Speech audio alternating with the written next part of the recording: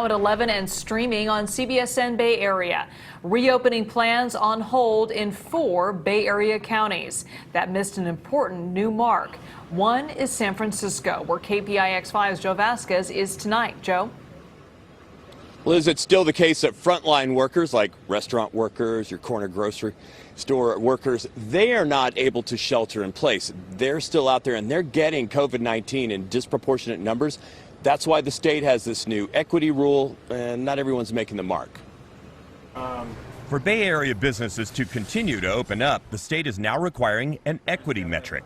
As of a week ago, each county now has to make sure the COVID-19 test rate in their most vulnerable communities is significantly lowering. Today we learned 4 Bay Area counties have fallen short of that new benchmark. San Francisco, Contra Costa, San Mateo, and Sonoma counties will not be able to move to the next tier of reopening unless those numbers improve. About time that we're putting in equity tools that are actually going to have teeth and ensure that the underserved communities are finally prioritized. John Jacobo of the San Francisco Latino Task Force says the new equity metric is working as designed to direct resources to Black and brown communities, which, as we have been reporting, are disproportionately being affected by COVID-19. But Jacobo says more is needed. More bilingual contact tracers, also financial incentives that will encourage frontline workers who are often their family's sole breadwinner to get tested. If they can get a check from the government, they are more likely to isolate because of the virus. It will take a village.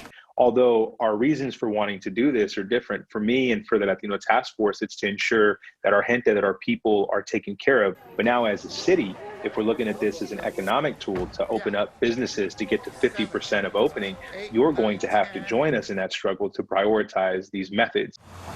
We failed these communities. We need to get better. San Mateo County Supervisor David Canepa says his county is working on that improvement, moving into some of its hardest hit neighborhoods with mobile testing sites. The field and the game has sort of changed because the equity component wasn't a part of it before. Thank God it is now. We can't leave anyone behind.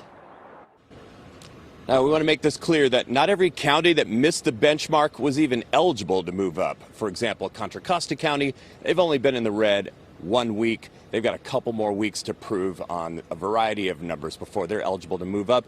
And by the way, they've said they're opening up a new center in Bay Point in some of their most needy neighborhoods to try and make those numbers bounce. Reporting live, Joe Vazquez, KPIX 5.